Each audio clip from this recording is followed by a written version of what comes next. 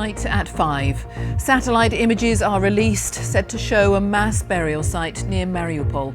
The UN warns of growing evidence of war crimes in Ukraine.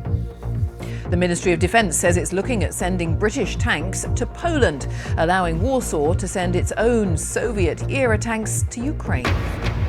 Prosecutors in Portugal declare an official suspect in the disappearance of Madeleine McCann, who went missing during a family holiday nearly 15 years ago. The suspect is understood to be Christian Bruckner, a convicted sex offender in prison in Germany. He denies involvement in the McCann case. At least 33 people have died in a suicide attack at a mosque in the northern Afghan city of Kunduz. A 7-year-old boy who died after an asthma attack. His mother, accused of prioritising her drug addiction over caring for him, is convicted of manslaughter. Campaigning is in its final stretch before the French presidential election on Sunday.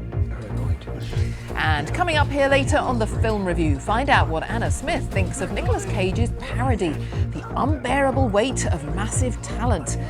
That's all at 5:45.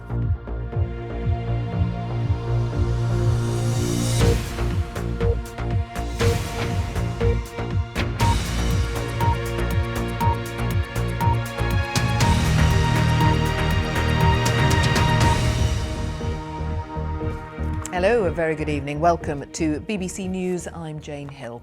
The United Nations says there is growing evidence of war crimes in Ukraine, describing the situation there as a horror story of violations against civilians.